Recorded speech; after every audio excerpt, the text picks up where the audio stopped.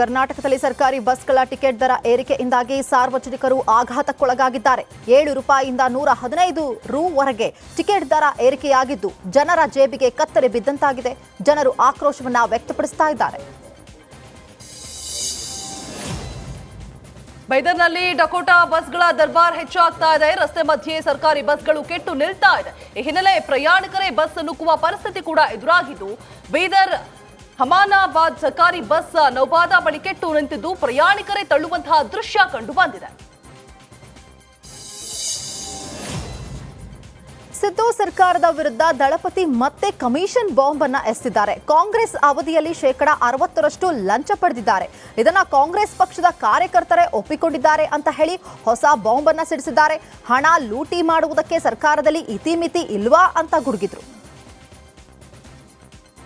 ಒಂದರಲ್ಲೂ fix ಆಗೋಗಿದೆಯಲ್ಲ. 60 ಅವರ ಪಕ್ಷದ ಗುತ್ತಿಗೆದಾರರೇ, ತುಮಕೂರಿನ ಯಾವುದೋ ಒಂದು ಅಸೋಸಿಯೇಷನ್ನು ಅವ್ರ ಪಕ್ಷದ ಕಾರ್ಯಕರ್ತರೆ 60% ದಾಟಿದೆ. ಅವರೇ ಎಷ್ಟೋ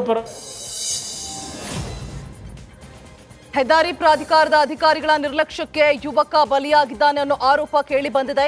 ಮಂಡ್ಯದ ವಿಸಿ ಫಾರಂ ಗೇಟ್ ಬಳಿ ಅಪಘಾತ ಸಂಭವಿಸಿದೆ. ಅವೈಜ್ಞಾನಿಕ ಹಂಪ್ನಿಂದ ದ್ಯಾಪಸಂದ್ರ ಗ್ರಾಮದ ರೋಹಿತ್ ಮೃತಪಟ್ಟಿದ್ದಾನೆ ಅನ್ನೋ ಆರೋಪ ಕೂಡ ಕೇಳಿ ಬಂದಿದ್ದು ವೈಟ್ ಟ್ಯಾಪಿಂಗ್ ಮಾಡದೆ ಎತ್ತರದ ಹಂಪ್ ನಿರ್ಮಿಸಲಾಗಿದೆ ಅಂತೆ. ಇನ್ನು ಹಂಪ್ ಬಳಿ ಸರಣಿ ಅಪಘಾತಗಳು ಸಂಭವಿಸ್ತಾ ಇದ್ದು ಬೈಕ್ನಲ್ಲಿ ಬರ್ತಾ ಇದ್ದ ವೇಳೆ ಹಂಪ್ ಎಗರಿಸಿ ಬಿದ್ದು ರೋಹಿತ್ ಮೃತಪಟ್ಟಿದ್ದಾರೆ. ಅಪಘಾತದ ಭೀಕರ ದೃಶ್ಯ ಸಿಸಿಟಿವಿಯಲ್ಲಿ ಸೆರೆಯಾಗಿದೆ. ರೋಹಿತ್ ಸಾವಿಗೂ ಮುನ್ನ ಹಲವು ಜನ ಬಿದ್ದು ಗಾಯಗೊಂಡಿದ್ದಾರಂತೆ. ಮುಖ್ಯಮಂತ್ರಿಗಳು ಸಚಿವರು ಈ ಸ್ಟೋರಿಯನ್ನ ನೋಡಿ ಎಚ್ಚೆತ್ತುಕೊಳ್ಬೇಕಾಗಿದೆ. ಬೆಂಗಳೂರು ಕಟ್ಟಿದ ಕೆಂಪೇಗೌಡರ ಹೆಸರು ಭಾಷಣಕ್ಕೆ ಮಾತ್ರ ಸೀಮಿತಾನಾ ಎನ್ನುವ ಪ್ರಶ್ನೆ ಮೂಡ್ತಾ ಇದೆ. ಕೆಂಪೇಗೌಡ ಅಧ್ಯಯನ ಕೇಂದ್ರ 8 ವರ್ಷಗಳಿಂದ ನೆನೆಗುದಿಗೆ ಬಿದ್ದಿದೆ. ಕಾಮಗಾರಿ ಅರ್ಧಂಬರ್ಧ ಆಗಿದೆ. ಸರ್ಕಾರದಿಂದ ಹಣ ರಿಲೀಸ್ ಆಗಿಲ್ಲ. ಕಾಮಗಾರಿ ಮುಗ್ದಿಲ್ಲ ಅಂತೆ. ಸರ್ಕಾರದ ನಿರ್ಲಕ್ಷ್ಯದಿಂದಾಗಿ ಕಾಮಗಾರಿ ಇನ್ನೂ ಅಪೂರ್ಣವಾಗಿದೆ. ಕಾಮಗಾರಿ ಪೂರ್ಣಗೊಳಿಸುವಂತೆ ಸಾರ್ವಜನಿಕರು ಒತ್ತಾಯಿಸ್ತಾ ಇದ್ದಾರೆ. ಹೆಸರಿಗೆ ಮಾತ್ರ ಬ್ರ್ಯಾಂಡ್ ಬೆಂಗಳೂರು ಆಗಿದೆ, ಆದರೆ ಎಲ್ಲೆಲ್ಲೂ ಕೂಡ ಗುಂಡಿಗಳದ್ದೇ ದರ್ಬಾರ್ ಎನ್ನುವಂತಾಗಿದೆ. ಮಹದೇವಪುರ ಜನರಿಗೆ ಗುಂಡಿ ಭಾಗ್ಯ ಸಿಕ್ಕಿದೆ. ಮೊಣಕಾಲುದ್ದದ ಗುಂಡಿಗಳಿಂದಾಗಿ ಸವಾರರು ಕಂಗೆಟ್ಟು ಹೋಗಿದ್ದಾರೆ. ಗುಂಡಿಗಳನ್ನ ಮುಚ್ಚುವಂತೆ ವಾಹನ ಸವಾರರು ಆಗ್ರಹಿಸ್ತಾ ಇದ್ದಾರೆ. ಈ ಬಗ್ಗೆ ರಿಪಬ್ಲಿಕ್ ಕನ್ನಡ ಮಹದೇವಪುರದಲ್ಲಿ ರಸ್ತೆ ರಿಯಾಲಿಟಿ ಚೆಕ್ ನಡೆಸಿದೆ. ರಸ್ತೆ ಎಲ್ಲ ಎಲ್ಲ ಗದ್ದೆಬ್ಸಿದೆ ಮೇಡಮ್. ಚರಂಡಿ ಇಲ್ಲ, ಏನಿಲ್ಲ, ಎಲ್ಲ ಹಾಳಾಗೋಗಿದೆ. ಮಳೆ ಬಂದರೂ ಸಿಕ್ಕಾಪಟ್ಟೆ ತಿರುಗಾಡೋಕ್ಕಾಗಲ್ಲ, ಏನಿಲ್ಲ ಮೇಡಮ್. ಹೊರತೂರು ಸೇರಿದೆ ಮೇಡಮ್. ಯಾರು MLA ಬರೋಲ್ಲ, ಯಾರು ಬರೋಲ್ಲ ಮೇಡಮ್. ಈ ಕಡೆ ಯಾರು ನೋಡೋದಿಲ್ಲ ಮೇಡಮ್. ತುಂಬ ಕಷ್ಟ ಆಗುತ್ತೆ ಮೇಡಮ್. ನಮಗೆ ಹೆಂಗೆ ಮಾಡ್ಬೋದು, ಲೇಡೀಸ್ ಆದರೂ ತುಂಬ ಹೋಗೋಕ್ಕಾಗಲ್ಲ, ಬರೋಕ್ಕಾಗಲ್ಲ ಮೇಡಮ್. ತುಂಬ ಬೇಜಾರಾಗುತ್ತದೆ ಈ ರಸ್ತೆ. ಪರಪುರುಷನ ಜೊತೆಗೆ ಪತ್ನಿ ಪರಾರಿಯಾಗಿದ್ದಾಳೆ ಅನ್ನೋ ಆರೋಪ ಕೇಳಿ ಬಂದಿದೆ. ಮಕ್ಕಳು, ಚಿನ್ನ, ಹಣ ಹಾಗೂ ಮನೆಯ ಗೃಹೋಪಯೋಗಿ ವಸ್ತುಗಳ ಜೊತೆಗೆ ಪರಾರಿಯಾಗಿದ್ದಾಳೆ ಅಂತ. ಹೀಗಾಗಿ ಪತಿ ಆಸಿಫ್ ಠಾಣೆ ಮೆಟ್ಟಿಲೇರಿದ್ದಾರೆ. ಮಾರಿಹಾಳ ಗ್ರಾಮದಲ್ಲಿನ ಮಸಾಭಿ ಆಸಿಫ್ ಸೈಯದ್ ಎಂಬಾಕೆ ಅದೇ ಗ್ರಾಮದ ಬಸವರಾಜ ಸಿತಿಮಿನಿ ಎಂಬುವರೊಂದಿಗೆ ಪರಾರಿಯಾಗಿದ್ಲಂತೆ.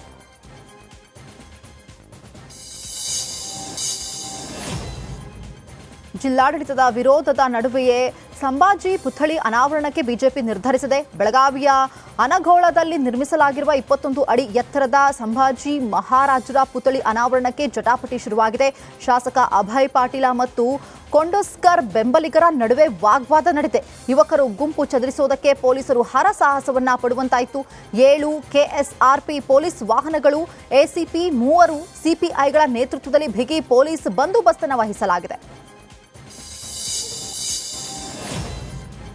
ಧಾರವಾಡದ ಕೃಷಿ ವಿವಿ ತೋಟದಲ್ಲಿ ನಿನ್ನೆ ಅಯ್ಯಪ್ಪ ಮೂರ್ತಿ ಪ್ರತಿಷ್ಠಾಪಿಸಿದ್ರು. ಇಂದು ಮಹಾಪೂಜೆಯನ್ನ ನಡೆಸಿ ಅನ್ನಸಂತರ್ಪಣೆ ಮಾಡಿದ್ದಾರೆ. ಇನ್ನು ಬರುವ ಭಕ್ತರ ಅನುಕೂಲಕ್ಕಾಗಿ ಶಾಮಿಯಾನ ಹಾಕಿದ್ದಾರೆ. ನೂರಾರು ಮಾಲಾಧಾರಿಗಳು ಪೂಜೆಯಲ್ಲಿ ಭಾಗಿಯಾಗಿದ್ರು.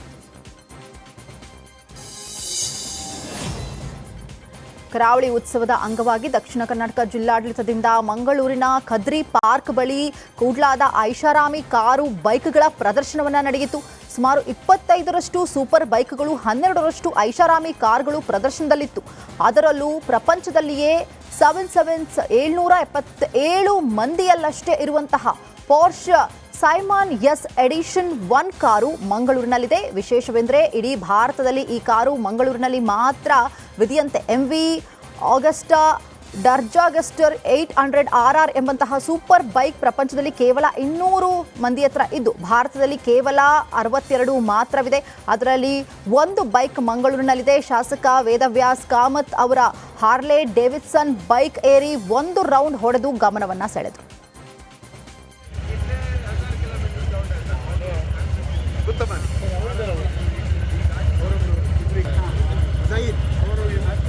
No, UAE event.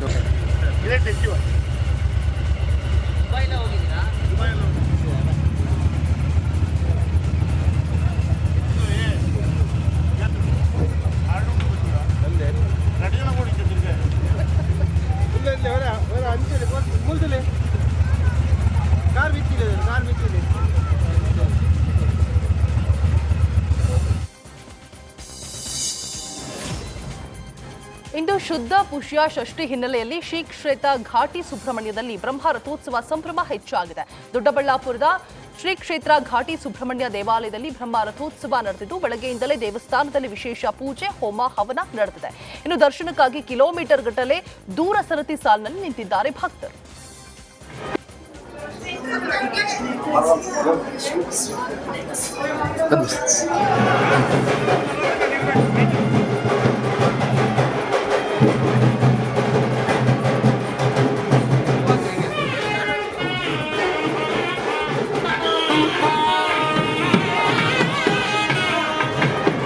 ನಾಲ್ಕು ಗಂಟೆ 30 ನಿಮಿಷಕ್ಕೆ ಸರಿಯಾಗಿ ಮಹಾಮಂಗಳಾರತಿ.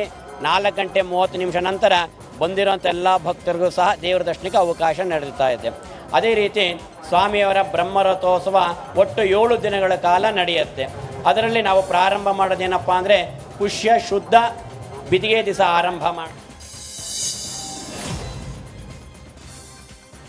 ಇನ್ನು ಸಂಧ್ಯಾ ಥಿಯೇಟರ್ ಪ್ರಕರಣದಲ್ಲಿ ನ್ಯಾಯಾಲಯದಿಂದ ಕಾಲ್ತುಳಿತ ಕೇಸ್ಗೆ ಸಂಬಂಧಪಟ್ಟಂತೆ ಮಹಿಳೆ ಮೃತಪಟ್ಟ ಕೇಸ್ನಲ್ಲಿ ನಟ ಅಲ್ಲು ಕೇಸ್ ನಡೀತಾ ಇದೆ. ಇಂದು ಠಾಣೆಗೆ ಬಂದು ಅಲ್ಲು ಅರ್ಜುನ್ ಸಹಿಯನ್ನ ಮಾಡಿ ಹೋದ್ರು. ನಟ ಅಲ್ಲು ಅರ್ಜುನ್ ಹೈದರಾಬಾದ್ನ ಚಿಕ್ಕಡಪಲ್ಲಿ ಪೊಲೀಸ್ ಠಾಣೆಯಿಂದ ನಿರ್ಗಮಿಸಿದ್ದಾರೆ. ಸಂಧ್ಯಾ ಥಿಯೇಟರ್ ಪ್ರಕರಣದಲ್ಲಿ ನ್ಯಾಯಾಲಯದಿಂದ ಜಾಮೀನು ಪಡೆದ ನಂತರ ಅಲ್ಲು ಅರ್ಜುನ್ ನಿನ್ನೆ ನಾಂಪಲ್ಲಿಯ ಮೆಟ್ರೋಪಾಲಿಟನ್ ಕ್ರಿಮಿನಲ್ ನ್ಯಾಯಾಲಯಕ್ಕೆ ಶ್ಯೂರಿಟಿ ಸಲ್ಲಿಸಿದರು. ಜಮ್ಮು ಕಾಶ್ಮೀರದಲ್ಲಿ ಹಿಮದ ಸೌಂದರ್ಯ ದುಪ್ಪಟ್ಟಾಗಿದೆ. ಜನರು ಫುಲ್ ಎಂಜಾಯ್ ಮಾಡಿದ್ದಾರೆ. ಜಲಪಾತಗಳು ಹೆಪ್ಪುಗಟ್ಟುತ್ತಾ ಇರೋದ್ರಿಂದ ಮತ್ತು ದಟ್ಟವಾದ ಹಿಮದ ಹೊದಿಕೆಯು ಈ ಪ್ರದೇಶವನ್ನು ಆವರಿಸ್ತಾ ಇರೋದ್ರಿಂದ ದೋಡಾದ ಭದೇವಾರ್ವು ಚಳಿಗಾಲ ಅದ್ಭುತ ಲೋಕವಾಗಿ ಬದಲಾಗಿದೆ.